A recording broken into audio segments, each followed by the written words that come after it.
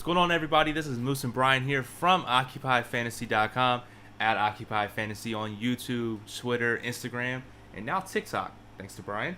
So what's going on, everybody? This is Moose, host, co-founder, data model guru here at OccupyFantasy.com, at CFB_Moose on Twitter is where you can find me. Joined alongside Brian, co-founder and CEO of Occupy Fantasy, at Brian Jester FF on Twitter is where you can find him. How's it going, Brian? What's up, Moose? I'm good to go. It looks like my internet is going back and forth a little bit, so if I cut out, just carry the load, Moose. But I'm here and I'm good to go for another primetime showdown slate. I know technically it is a prime time, but just put an asterisk near it because it does not seem like a fun game to watch tonight. Oh, man, you know what? I think it might be fun to watch. I don't know if it'd be fun to play. Yeah, that's also true. And for those who have read our preseason notes, DFS picks and rankings, playing time notes that you see on screen here, that's available at OccupyFantasy.com with a subscription. List out our picks, rankings, and playing time notes for the game tonight. As much as we know, and I'll just start off, Brian, and say the slate looks kind of crappy. Dude, it's crazy, man. So we've been writing the plug all day, finding our notes, and we had some base notes in there from throughout the week that we found. That's how we write the plug. We write it throughout the week. We finalize the day of. And, I'm talking with Chris, Lucas, you, and we're just like, we don't have any top plays. Like there are no good plays tonight. You have the kickers and the defenses, and then there's like a million other players playing this game. And the reason it sucks so much is both teams have a bunch of players at the skill positions that are going to get time. And it's not like these other showdown slates where we've had, two running backs are playing for this team, two quarterbacks are playing for this team, whatever it may be. We have a million players playing. Yeah, and for whatever reason, the beat writers don't know anything, at least on the Jacksonville side. It's like, hey, how long do you expect starters to get? It's like, they're literally just like, I really don't know. Just your guess is as good as mine. It's like, how do you not ask them? How do you not ask the coach that? Like, the Jags beats are by far the worst reporters I've ever encountered in my life. Yeah, so we got that going for him. Barry, what's up, Barry? Welcome to Barry. Discord Access Only. So yeah, it reminds me of Archer so much. So thank you, Barry, for joining Discord Access. You get access to the little emoji next to your name, some emotes here in the chat, and then OccupyFantasy.com/Discord is where you can get access to our Discord server. If you have any questions, hit us up. Definitely go ahead. Nice. I see we got a lot of people here in the chat. Mr. Miyagi, Eagles, Dot Bets, not the FBI. And Ed points out a thing, disappointed by the lack of 3-3-3 saddies. And Brian, maybe I'm just I don't remember as much from 2019, but I feel like the contests were a little bit lacking this year in preseason than before. Definitely. There are bigger top prizes this year, but the overall quantity of contests are definitely smaller this year. So yeah, that sucks. We still have millionaire satellites. I know a lot of people are playing those, so just hammer those. And believe me, once week one hits, we'll have a ton of 3-3-3 satellites to play. So save your bankroll for that. Definitely. Wig is in here. He says, I need help on Discord. I don't know if that means he needs help like getting access to it. Or yeah. Hey, Wig, send us an email or send us an email. I'll take care of you right now. info@occupyfantasy.com. Send us an email. I'll take care of you while we're on stream. Cool. Yeah, and as Ed also pointed out, that the $5 Millie Maker has unlimited entries, which seems crazy. As in, there's no max total entries, right? It's like, I'm looking here on DraftKings, it literally has 1.2 million entries. Like, that's not going to fill. Dude, yeah, that's crazy. But, like, I can't enter more than 150, right? People would have a fit. Yeah. Okay. Yeah, that would be... Well, if you want a lottery ticket, play some millies. Honestly, Moose, all bankroll sizes should be playing the $100 milli tickets. It's a little more expensive, but I think you obviously have a more realistic chance of hitting. Absolutely, yeah, I definitely agree with you on that. Should be interesting either way to see how that ends up. But yeah, so back on for tonight, I do want to point out that one of our sections is the bankroll contest recommendations. We put it at 0 to 1%. Basically, you shouldn't be playing low risk at all. If you do, you're very crazy, and I applaud you if you cash. But I think that a majority of your allocation, especially for smaller bankrolls, should be in the second half and fourth quarter showdown slates.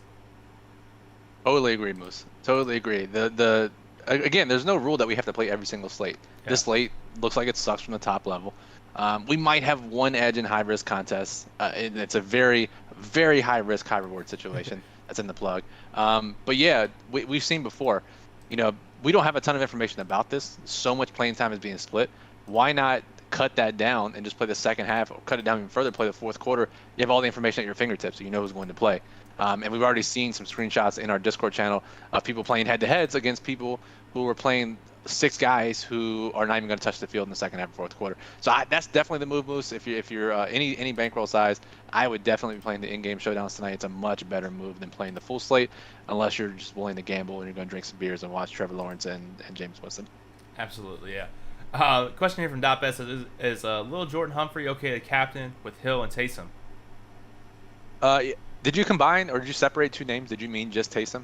But yeah, he is fine. We expect Lil Jordan Humphrey to start the game because Traquan Smith is out. Lil Jordan Humphrey played the most snaps last week. The biggest piece of news we got for this game, and I think it's only an edge for us at Occupy Fantasy because no one else really breaks it down this way, is Sean Payton said that he's going to play this week historically like preseason week 2s. Next week, they're going to play historically like preseason week 3s, and they're not even going to pretend that they have a 4th preseason week, which they don't. But they're not going to. That game, from a trend standpoint, is out the window. So we can follow what Sean Payton has done historically in preseason week 2s. Fortunately, he's very consistent with his patterns and his trends. Preseason week 2, he normally plays the receiver who played the most in week 1, the most again in week 2. That was Lil Jordan Humphrey last week, played 50% of the snaps. We can probably expect the same today. And again, because Traquan's injury, we expect him to play on multiple units. So you can play him either with Jameis Winston, you can play him with Taysom Hill. Either one is a fine stacking option, Moose, because he's going to play with both of them. Yeah, and I don't know if you want to go all out and play all 3 of them, but that could also be an option as well. But yeah, I like Lil Jordan Humphrey. And if Lucas was in the chat here, he would be spamming emotes.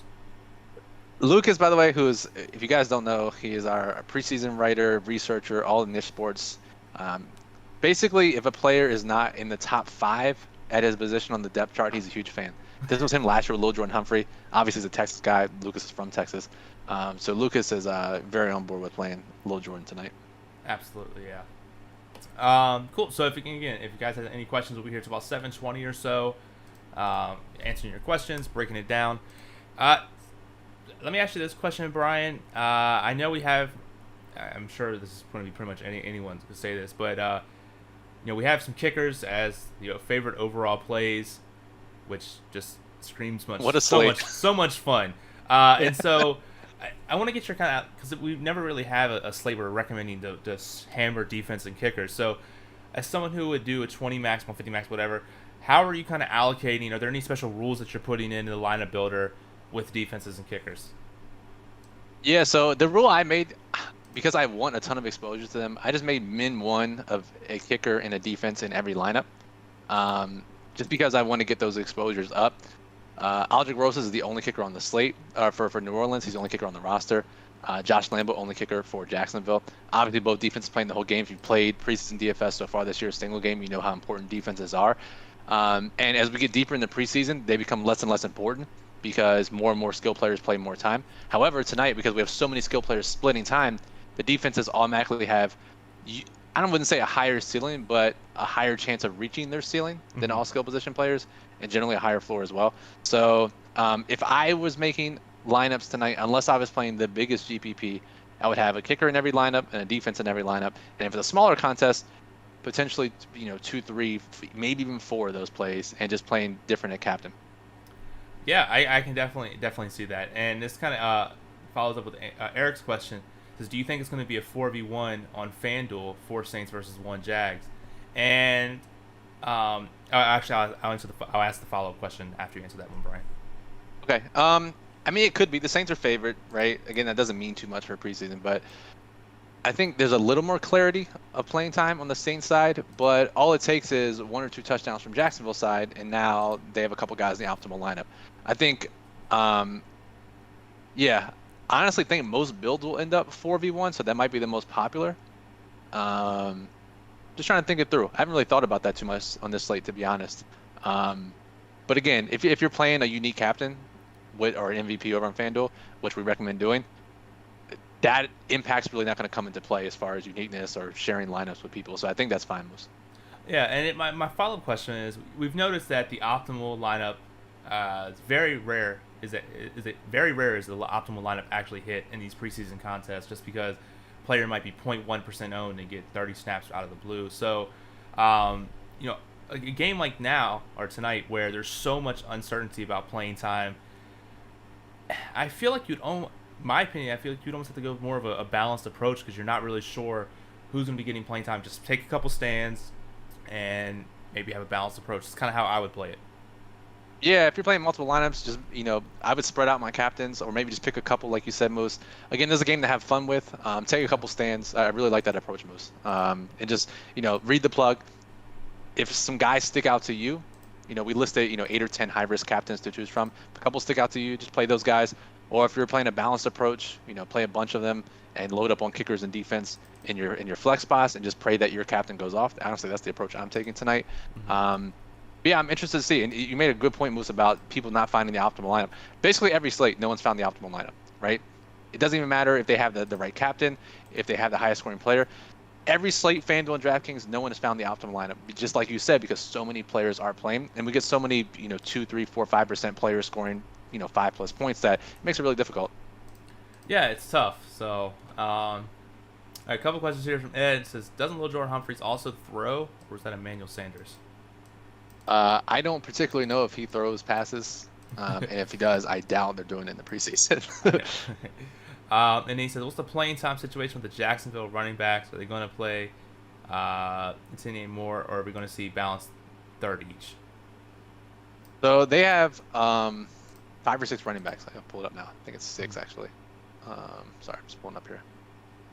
They have, 6 running backs. So they have James Robinson's going to start. Carlos Hyde's a vet, going to play some.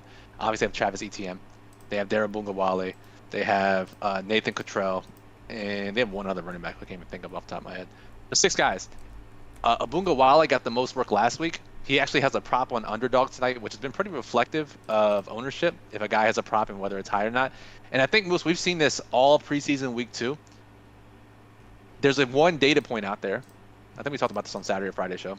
One data point out there, and that's last week's usage. And a lot of people are just extrapolating that to this week and thinking the exact same thing's going to happen. Mm-hmm. And we know for a fact, teams don't play preseason week 2 the same as preseason week 1 outside of a handful of teams.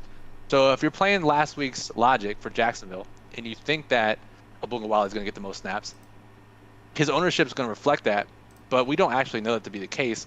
And to be fair, I think we could see even more Travis Etienne tonight as they try to figure out his role. So I agree with that. If I had to play one of the two, it would definitely be Etienne, and I'll be under the weight on a Bungawale as well, just because we don't know the actual answer, Moose. Yeah, and again, that's the type of stance we talked about earlier, whereas there's not completely clear on it. Take a stand, and if that is right, that's going to shoot you up the leaderboard there. Absolutely. Yep. Brandon McNair has a question. Says Deontay Harris getting good runs tonight? So he's expected to suit up. I'm waiting to get official pregame word here. No Saints inactives or people spotted on the field just yet from beat reporters.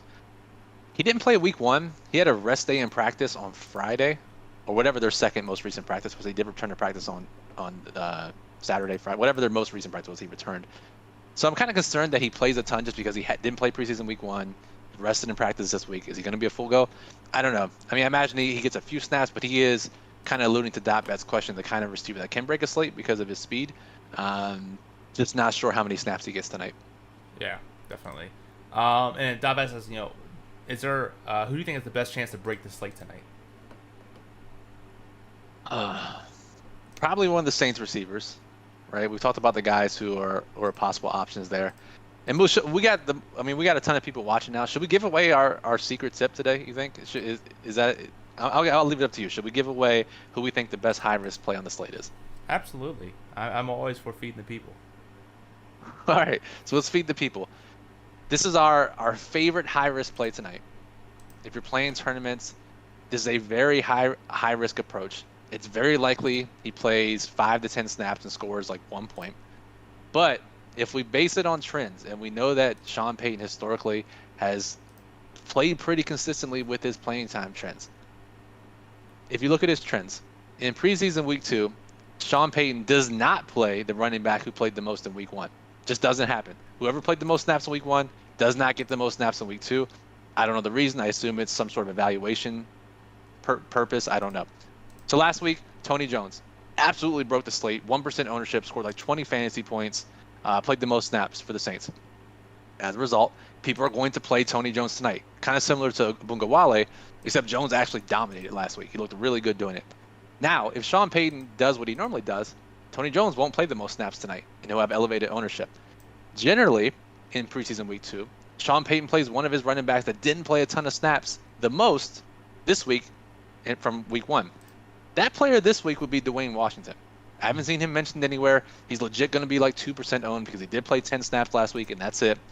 So if we follow Sean Payton's trends, and we hope that his trends are right, and the running back that he selects is Dwayne Washington, we have a running back who's going to close out the game at 1% ownership, 2% ownership. This is a guy that's rushed for 100 yards in the league before. I love to play a lot, Moose. Again, if you're playing big tournaments, you're playing satellites, it's worth a shot. Again, very likely he doesn't do much.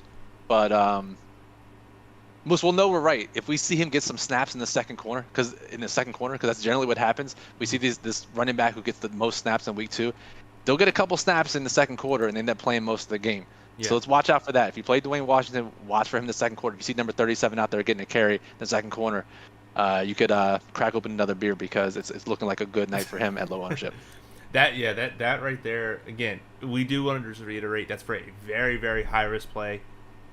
So definitely keep that in mind. I was just looking on Twitter here, Brian.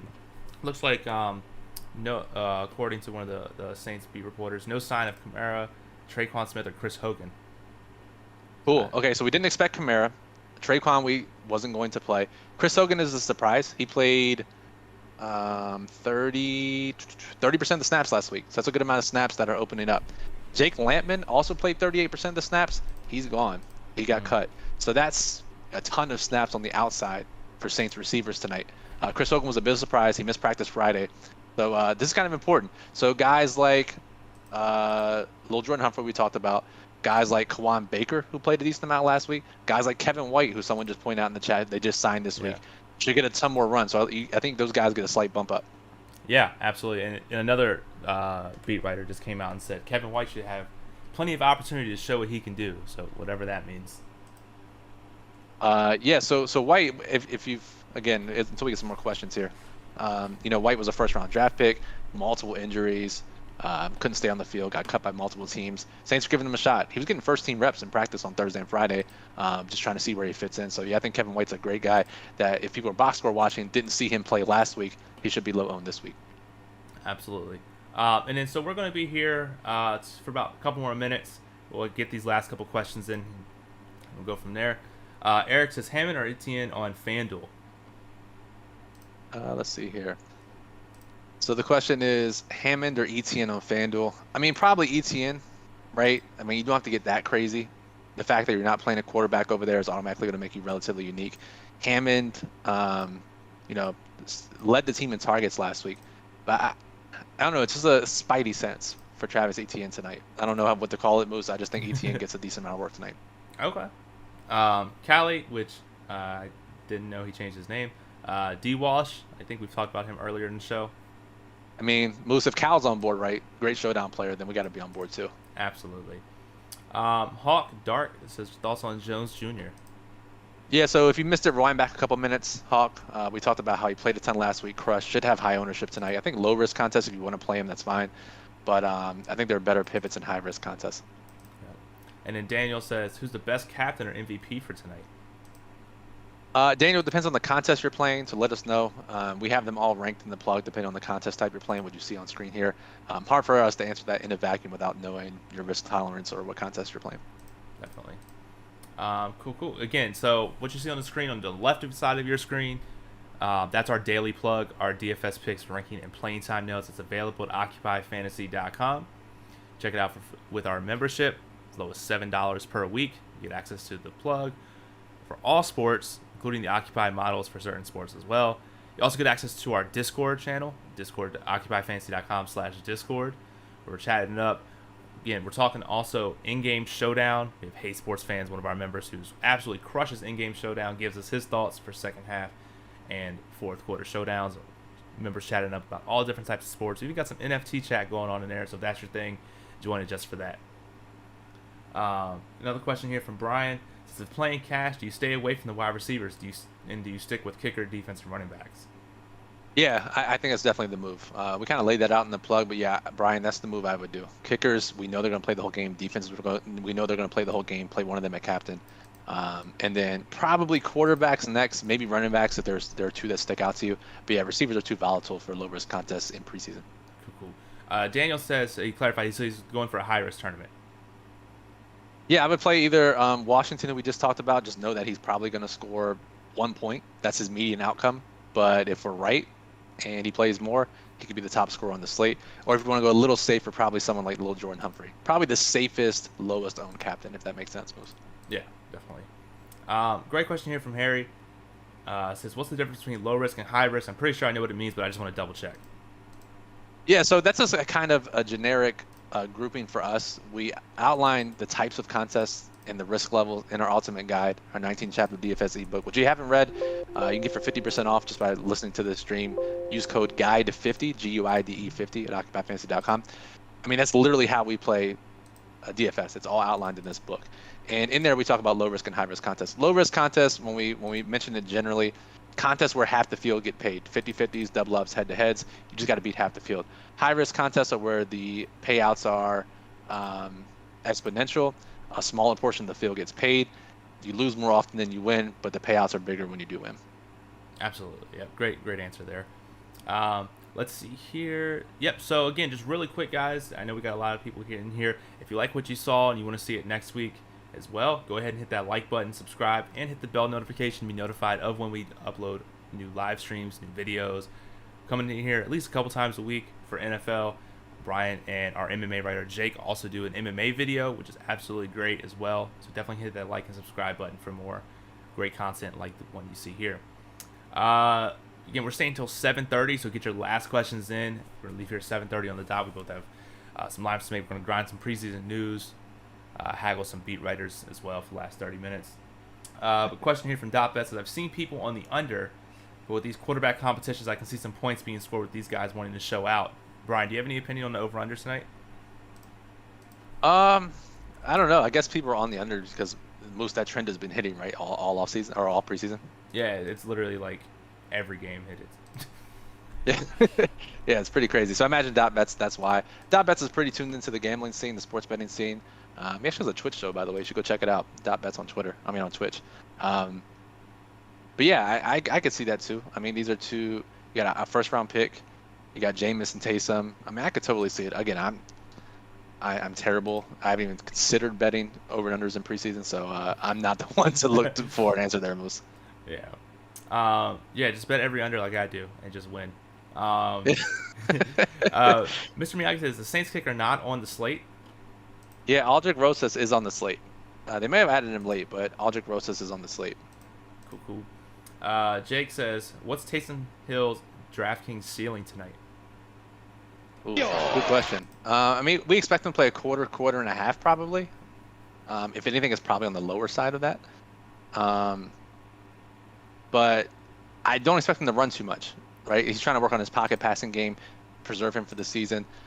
You know, 15 passing attempts, 100 passing yards. If he gets lucky, 2 passing touchdowns, don't expect him to run too much tonight. So we see that pretty much all the time in preseason moves with running quarterbacks not running as much. So I'll say ceiling of like 12 fantasy points, but chance of reaching 12 points is like 5%. Yeah. You know what I absolutely hate? I'm just again scrolling through Twitter as well. People who say, like the beat writers who say someone's dressed out, I don't know, like it's so confusing what that actually means, and it just pisses me off every time I see it. Definitely a Southern thing, right? Southern beat reporters that cover Southern teams always refer to it as that. It's crazy. So dumb. Let's see here. Ed says, what's your thoughts on going no quarterback and a GPP with 2 kickers? Yeah, I think if this is a regular season slate, I would say you're out of your mind. But preseason is a different beast, and I don't mind it. The kickers have high floors, high ceilings. All these quarterbacks are going to split time. I don't think it's a terrible play at all. It's probably a decent move. Nice. So let's run through these last couple questions, and we'll get up out of here. From Eric, is any love for Callaway tonight? Yeah, we love Callaway. We got him as a top play. for high risk contests. Should play a quarter and a half. He got peppered with targets when he was in there last week. Sounds like their number one receiver until Michael Thomas comes back. So yeah, he's a good play for sure. Pair him up with Jameis if you do. Cool. Let's see here. And then Quincy says, how long are the Saints starters going to run? They said a little bit longer than last week, right? So quarter and a half, maybe. No definitive playing time for sure. I would say a quarter and a half. Don't expect any one quarterback to play a half. So it's kind of tough. That's what makes the slate so tough tonight. Yeah, it really is. Cool. So yeah, Jake says dressed out means requires a fancy hat. Yeah, I'm just imagine like 1800s New Orleans, like steamboat, like hat, monocle, or like a Cam Newton style hat. One of the two. Oh yeah, absolutely. So, all right. So that'll pretty much do it. Brian, I'll let you take us out of here this time.